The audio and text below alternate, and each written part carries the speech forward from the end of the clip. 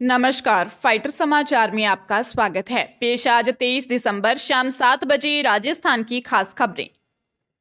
वर्धमान महावीर खुला विश्वविद्यालय कोटा की ओर से RSCIT परीक्षा आयोजित की गई। बीकानेर संभाग में पंजीकृत 19,249 विद्यार्थियों के लिए 50 केंद्रों पर परीक्षा हुई। श्री डूंगरगढ़ ब्लॉक में परीक्षा के दौरान एक फर्जी परीक्षार्थी को पकड़ा है। दरअसल 17 वर्षीय छात्रा परीक्षार्थी अपनी मौसी बिरजू के स्थान पर परीक्षा देने पहुंच गई। आधार कार्ड की जांच में छात्रा पकड़ में आ गई।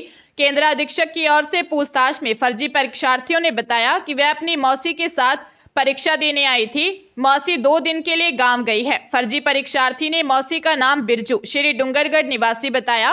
केंद्र अधीक्षक विनोद सुथार ने इस संबंध में पुलिस थाने में मामला भी दर्ज करवाया है। पुलिस मामले की जांच कर रही है।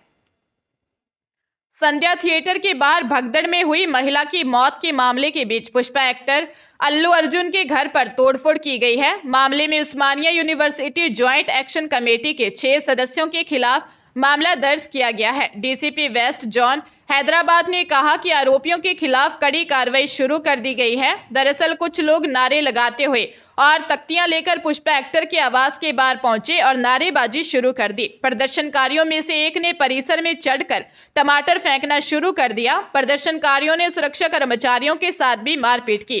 रैंप पर लगे कुछ फूलों के गमलों को भी नुकसान पहुंचाया है। घटनास्थल से मिले फुटेज सामने आए हैं, जिसमें अल्लू अर्जुन के घर के बाहर टूटे हुए गमले, टूटे हुए कांच और बिखरे हुए पौधे दिखाई दे रहे हैं। जुबली हिल्स पुलिस मामले की जांच कर रही है।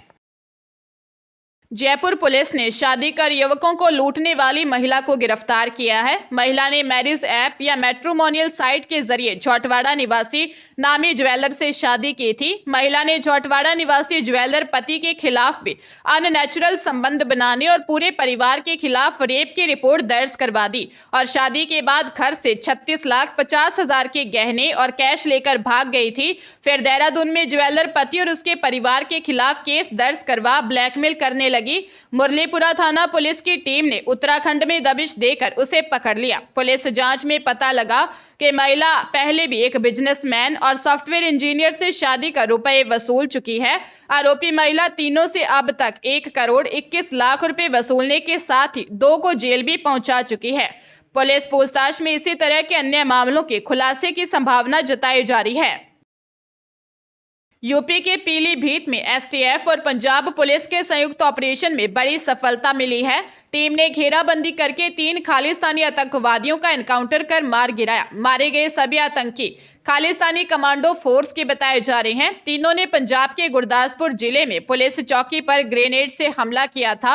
मारे गए आतंकियों के पास से 2 AK-47 राइफल, 2 ग्लॉक पिस्टल और भारी मात्रा में कारतूस मिले हैं। पीलीभीत के पूरनपुर कोतवाली क्षेत्र में यह मुठभेड़ हुई है। मारे गए आतंकियों में गुरदासपुर निवासी गुरविंदर सिंह, वीरेंद्र सिंह उर्फ रवि और जसप्रीत सिंह उर्फ प्रताप सिंह शामिल हैं। एनकाउंटर में गोली लगने के बाद सभी घायलों को पूरनपुर CHC ले जाया गया, जहां डॉक्टरों ने सभी को मृत घोषित कर दिया। भरतपुर के भुसावर के मुख्य बस स्टैंड पर संचालित the Bharatpur central cooperative bank limited में 5 से 6 दिसंबर की रात हुई 8 लाख रुपए की नकबजनी चोरी मामले में पुलिस ने एक और सफलता हासिल की है। गिरफ्तार आरोपियों की निशानदेही पर 3 लाख रुपए की नकदी समेत 2 मोबाइल और अन्य उपकरण भी बरामद किए हैं। थानाधिकारी सुनील गुप्ता ने बताया कि रिमांड अवधि के दौरान आरोपियों से पूछताछ कर आरोपी मक्खन सिंह की निशानदेही पर उसके रिहायशी मकान से 2,22,000 रुपए नगद और बैंक चोरी के रुपयों से खरीदा करीब 60,000 रुपए कीमत का एक मोबाइल बरामद किया गया। आरोपी अमित उर्फ टाकन के रिहायशी मकान से घटना में काम लिया गया ग्राइंडर और बैंक चोरी के रुपए से खरीदा गया 43,000 रुपए कीमत का एक मोबाइल बरामद किया गया। आरोपी के खाते में जमा बैंक से चुराए गए 90,614 रुपए जमा है। जूनियर साइंटिफिक ऑफिसर और जूनियर एनवायरमेंट इंजीनियर का परिणाम फिर से जारी होगा। हाईकोर्ट ने इसे लेकर राज्य प्रदूषण नियंत्रण बोर्ड और institute of banking personal selection को निर्देश जारी किए हैं। जस्टिस समीर जैन की अदालत ने नरपत सुरेला, महेंद्र जाखड़ सहित अन्य की याचिकाओं को निस्तारित करते हुए यह फैसला सुनाया। अदालत ने कहा कि आरएसपीसी-बी और आईबीपीएस 2 माह में हाईकोर्ट के मानकों और कानून के तहत भर्ती प्रक्रिया को पूरा करें, अन्यथा अदालत पूरी भर्ती प्रक्रिया को ही रद्द कर देगी। साथ ही कोर्ट ने इस बात पर भी आश्चर्य व्यक्त किया है कि राज्य सरकार आरपीएससी और कर्मचारी चयन बोर्ड के माध्यम से भर्ती करती है, लेकिन आरएसपीसी-बी और आईबीपीएस से भर्ती क्यों करवाई गई।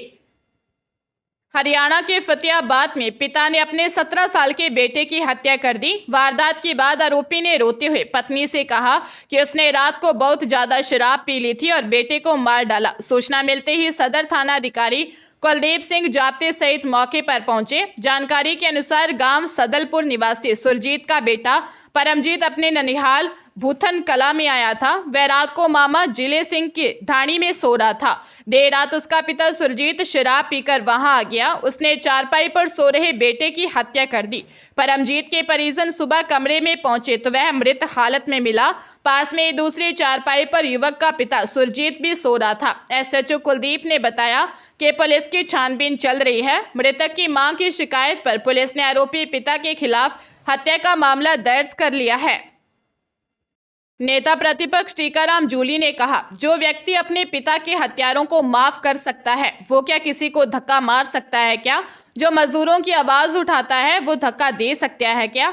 यदि राहुल गांधी ने धक्का दिया है तो उसका सीसीटीवी फुटेज जारी कर दे। बीजेपी के नेता पिक्चरों की तरह नाटक कर अस्पतालों में भर्ती हुए हैं, जबकि एम्स के डॉक्टरों ने कहा है कि सबकी तबीयत सही है। ये सब लोकतंत्र का मजाक बनाने में लगे हैं।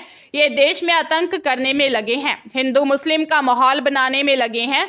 विधानसभा में नेता प्रतिपक्ष टीकाराम जूली और एआईसीसी के राष्ट्रीय महासचिव और पूर्व केंद्रीय मंत्री जितेंद्र सिंह ने अलवर में मीडिया से बातचीत के दौरान बीजेपी पर निशाना साधा। कांग्रेस नेताओं ने भीमराव अंबेडकर पर दिए अमित शाह के बयान को घटिया और निंदनीय बताया। फरीदपुर के रुदावल थाना इलाके में एक डंपर ने पैदल जा रही महिला को टक्कर मार दी। घटना के बाद ग्रामीणों ने स्टेट हाईवे जाम कर दिया। पुलिस की समझाइश के करीब 3 घंटे बाद जाम को खोला गया।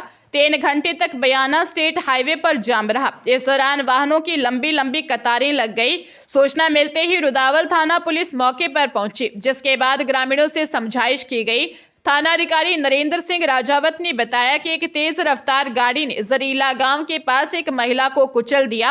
हादसे में महिला की मौके पर ही मौत हो गई। वह ग्रामीणों की मांग थी कि जरीला गांव से निकलने वाले स्टेट हाईवे पर ब्रेकर लगाए जाएं। मृतक महिला का नाम 45 वर्षीय मोहन देई है। वह हनुमान मंदिर स्थित गौशाला में काम करती थी। पंजाब के लुधियाना में बीती रात गुरु अर्जुन देव नगर इलाके में नशेड़ियों ने एक डेयरी मालिक के घर पर हमला कर दिया। हमलावरों ने इलाके में वाहनों में भी तोड़फोड़ की। उपद्रवियों ने इलाके में लोगों पर पथराव भी किया। लोगों के मुताबिक गोलियां भी चलाई गई, लेकिन पुलिस ने कहा कि वे फायरिंग की पुष्टि करेंगे। घटना के कुछ देर बाद जब नवनियुक्त पार्षद के पति अपने दोस्तों के साथ मौके पर पहुंचे तो हमलावरों ने उन पर भी हमला कर दिया।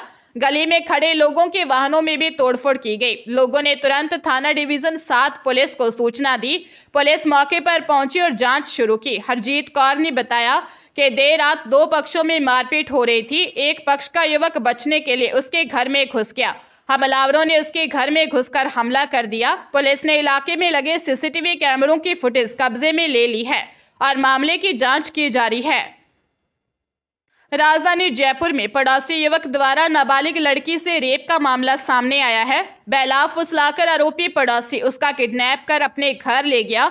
रात भर बंधक बनाकर रखा और रेप किया। सडाला थाने में नाबालिग पीड़िता के पिता ने रिपोर्ट दी कि पड़ोसी युवक ने उनकी 15 साल की बेटी से रेप किया है। आरोप है कि वह दुकान पर काम कर रहा था। उसके नाबालिग बेटी भी उसके साथ हाथ बटा रही थी। इसका मौका पाकर आरोपी पड़ोसी बहला फुसलाकर नाबालिग बेटी का किडनैप कर ले गया। अपने घर ले जाकर आरोपी ने बेटी से रेप किया। रात को दुकान से घर लौटने पर नाबालिग बेटी गायब मिली। रात भर ढूंढने के दौरान सुबह बेटी घर लौटी और आप बीती बताई। पुलिस ने पोक्सो एक्ट के तहत रिपोर्ट दर्ज कर जांच शुरू कर दी है।